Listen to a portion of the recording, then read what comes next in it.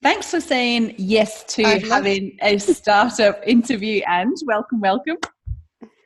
Thank you. You're welcome. It's good to be here. Yeah, it's cool to have you here. So tell us, let's start off with how you heard about Primal Alternative. Well, I was on holidays back in Geraldton, where we'd been living for quite some time until the last year.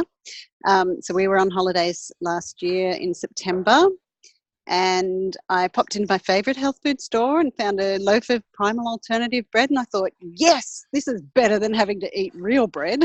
So I grabbed a loaf and brought it home, and of course, it piqued my curiosity, and I Googled it on the internet, and I thought, I really like this business model. And so I have been stalking Primal Alternative ever since, just sort of keeping an eye on what's going on and how it's developing and all that sort of thing. Cool. So then how did you take the first step from being a stalker to actually applying for an interview? I had a holiday. Mm-hmm. So we were on holidays, and I thought, it just gave me a little bit of headspace to sort of think, look, this will really fit with the lifestyle that we've currently got over here, where I'm a carer for my father, who's quite frail, so there's always doctor's appointments to go to, things like that, and my son, because I prefer to be able to go to his sports carnivals and attend his assemblies and all those wonderful things, be home able to cook dinner, not be in a rush to cook, get all of the domestics done. So I guess I'd been thinking about it, and we were just in our camper trailer at the beach, and I thought, yep, that's it. You've set out the invitation. You've got this wonderful temptation to, join the team and all these wonderful bonuses. So I thought, yep, let's give it a go.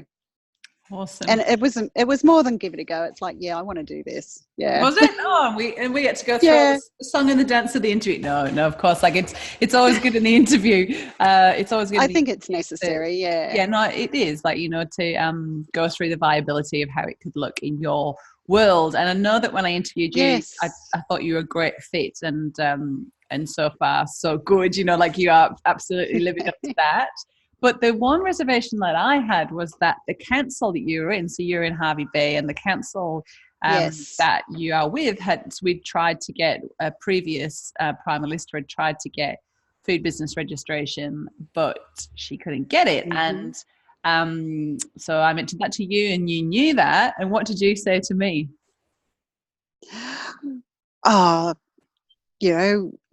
I can't remember actually, but it would have been very positive. It was very positive. Something how hard could it be? And you were like, I think I can get it. Yeah, I think I can. Well, of course, because I've got that contracts background experience. I'm used to compliance mentality as well. So it's a case of just get in there, research what you need to research, and go to the council prepared. So you know what you're talking about, you know what they're going to be asking of you, and also be open to what they may wish you to do. Yeah. So, Hello.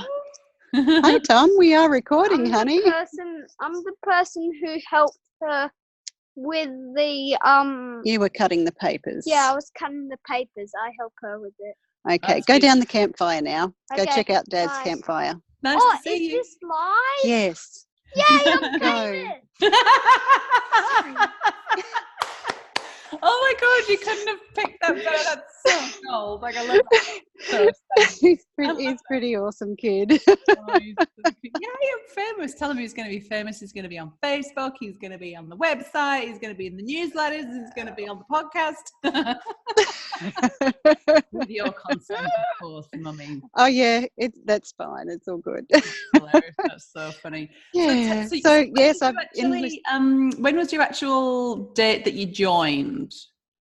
How long ago was that? Oh, it would have been school holidays, so it probably would have been mid to late April. I think I'm thinking about the 18th to the 20th of April, something like that. Okay, so I think our interview might have been around the 15th. Yeah, okay, so April, May, June, so about 2 months. since we had the interview, and tell us how long did it take for you to get council approval with this awful council who had said no to somebody else before? Well, probably 1 month, but there was like school holidays, so I sort of spent probably that time really researching. So it would have been probably 2 weeks, I guess, in total from when I really approached them seriously. But when I approached them, I phoned them and then I emailed them as well, just to follow up to say, and sent them through a copy of our food safety plan program, because I figured, well, that's going to demonstrate to them that, we're a real business here. We've got a system in place to follow.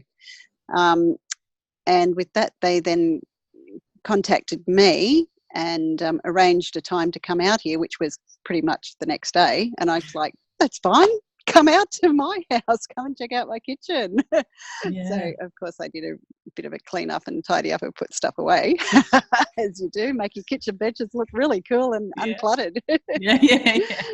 But that's not, if he's listening in, that's not really how it happened. I don't think he'll be listening, but that's fine. But your kitchen's always this tidy. But like, we do keep it up to a standard when we're doing that. Of course. But well, you've got to clean, clean, isn't it? That's exactly right. And you do have to clear it before you start your cooking anyway, because you just can't afford to have clutter there. It's just got to be really systematic. Yeah, awesome. And clean. And clean, of course. So you've been producing now for what? How long would you say? How long did it take till you got probably about a month. Okay, so you've been producing for a month. Yeah, so I've been doing online orders, and I prepared some samples, took them around to a couple of potential stockists, and followed up with them again a week later. So probably two weeks from when I approached them, they then agreed to, yes, we'll stock your product. And so I did my first big bake just earlier this week.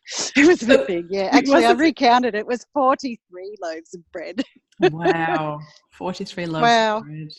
So when I did my bakes, I was only ever doing probably about 20 loaves of bread. So you, So you. But then that was kind of it was an organisation because like I didn't realise how much I would get from the second stockist. So I kind of figured I'd do them both on the same day, and it's like, okay, maybe I should have done that differently. So you had and I could have. 2 stockists, and so you had 43 loaves of bread to make. What else did you have to do? Did you have to do any pizzas, pastry? Yes, I did a pizzas and 4 batches of cookies. So 1 keto cookies, 3 of the chopped chips. Yep. So that was it. Yeah, so no pastry or anything like that, which isn't a drama really, because the pastry you can have prepared anyway. Yeah. Sorry. Awesome. And there he goes. So what's your son called? Tom. That's and what Tom. Tom. And what does Tom think of the products? Does he like it? He loves the chopped chip cookies, of course. All the kids like those. And the pizzas? Does he like the pizzas? Are. He did like the pizzas, yes. Yeah. That's good to hear. That keeps my theory of all the kids like the pizzas and the cookies. That keeps that theory, right? Which is great. Yes. So, what would you say about the resources and the recipes and the Primalista community for new people coming in? How's your experience been? It is absolutely a very generous community. Mum? Yes, Tom, I'm just still talking, please. Just wait a minute. Mum, can you make some dough? After. Yeah, after. Awesome, because we want to dough for the campfire.